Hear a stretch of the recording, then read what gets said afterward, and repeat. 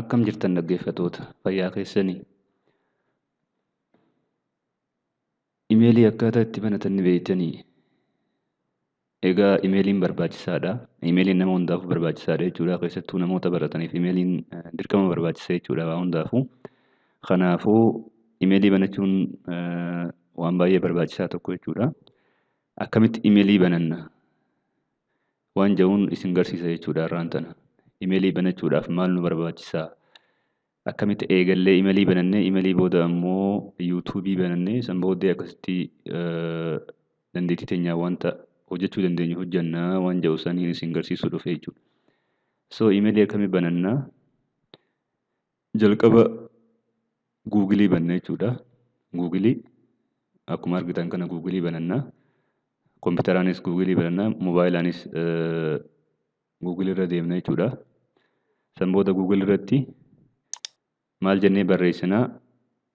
Create Gmail account jennee barreessina jechuudha.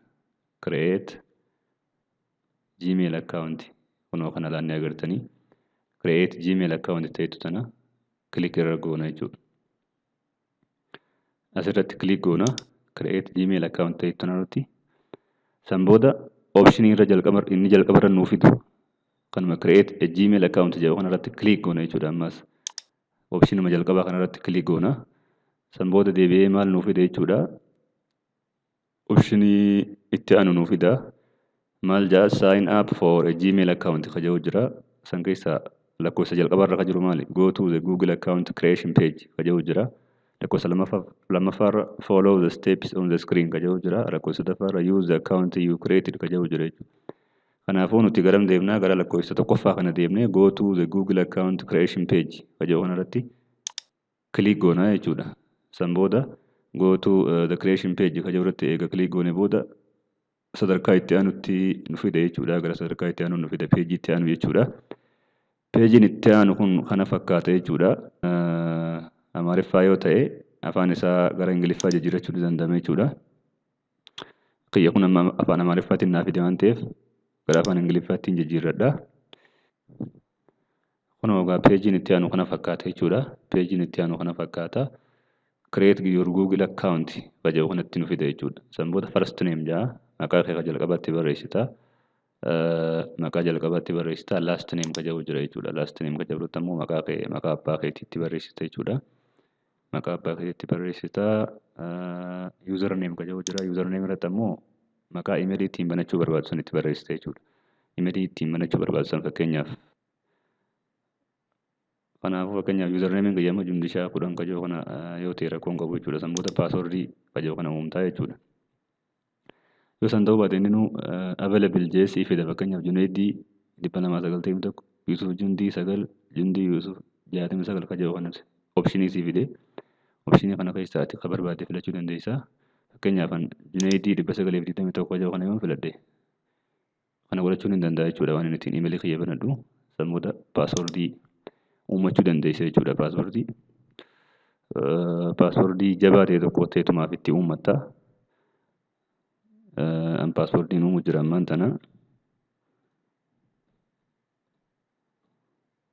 Passwordii jabaa ilaaltaniituma itti uummattan jechuudha. Passwordii jabaa ta'e ilaaltanii itti uummachuu dandeessan jechuudha. Kanaafuu passwordii irra deebiitiin barreessanii passwordii ilaaltanii passwordii dagachuu hin dandeenye tokko passwordii lakkoofsa adda addaa irraa waliif fiddanii lakkoofsaa fi qubee fi wantoota biraa waliif fiddanii passwordii bareedaa uumuu dandeessan jechuudha. Nama fakkeenyaaf passwordii itti barreessutti hin jira. Passwordii keessan gisee itti barreessitan booda ammas confirm ka jedhu jira bakka lammadaa jechuudha. Confirm ka jedhu kanattis passwordii barreessitanii.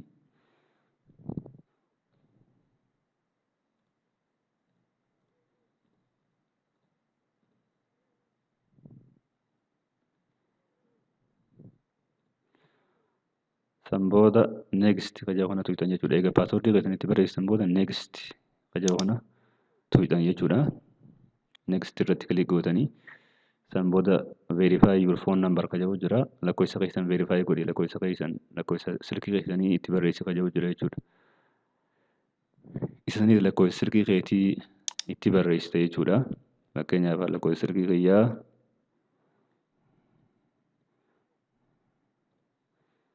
ittiin barreessaa san booda next hin jaan jechuudha. Lakkoofsitti barreessanii booda san booda verification code isin erga lakkoofsa irratti nama duruunaa seentee jirtu jechuudha. Verification code silkii keessanirraa verification code isin ergamte san laaltaniiti itti guuttanii jechuudha as keessatti. Fakkeenyaaf verification code kiyyaa 36 87 44 naa seenee jira jechuudha ammaan tana duruu. So eegatti guutan booda verify jettaniin jechuudha. Verify jettaniini san booda baratti dhalattan isin gaafata jechuudha. Baratti dhalattan isin gaafata barri itti dhalattan ni guuttan jechuudha bara. Ji'a keessa dhalattan guyyaatti dhalattan guyyaa meeqatti guyyaa 23 fakkeenyaaf kan itti dhalatte 1992 akka Awurooppaatti. San booda saalli keessan maali jee isin gaafata saala keessan dhiira jettaniini san booda next jettaniin jechuudha eega kana guuttan booda. Next eega jettaniin booda get more from your number kaja'uu sii fida kana yoo feetan skip jettanii irra dabruu dandeessanii yoo feetan ammoo yes I am in jechuun isin dandeessan jechuudha. Google irraa wantoonni adda addaa isin ergamuu danda'a kanaafuu wantoota san ni taqabbaltamoo akkam isin hin jiru kagajuu gaafata jechuudha. So yes I am in yoon jeen amma kalatti aanu dabre jechuudha. Seerota kana waliin galtaa kaja'uu jira. Waliin galaa jeetiin itti barreessaa isin ammoo dubbiftanii yoo walii galtan waliin galaa yoo waliin galle immoo dhiisuu dandeessan jechuudha. Jalqabumaa skip jechuu dandeessanii. So anammaan tana waliin galaa jee itti barreessa jechuudha. Kana booda gaagara steepiitti aanutti na dabarsaa jira jechuudha ammallee. So kana fakkaata gaafa noolaa akkaawuntiin tiyya kanuma akkaawuntiin tiyya uumamte gaala. Kuni imeelii kiyya jechuudha ammaan tana kana booda asirraa eegaltanii imeelii keessan seetingii isaa wantoota adda addaa sirreessuu ni dandeessan jechuudha. So imeeliin kanuma banamtee jirti. Kana booda seetingii isaa sirreessuu dandeessanii wantoota sirraa waan fakkeenyaaf profile picture kanaa jira profile picture kan itti galchuu dandeessanii setting keessa seentanii ammoo wantoota tokko sirreessuu dandeessanii. So imeeliin keessan banamee kana fakkaata kana imeelii kanaan fayyadamtanii YouTube illee banachuu dandeessan jechuudha. Kana fakkaata gaa namni hundinuu imeelii keessattuu namoonni baratan imeelii qabaachuu qaban jechuudha. Imeelii keessan banadhaa isiniin jenna waan nu daawwattaniif galatoomaa fayyadaa. YouTube keenya kana ammoo subscribe godhaa isiniin jenna fayyadaa galatoomaa.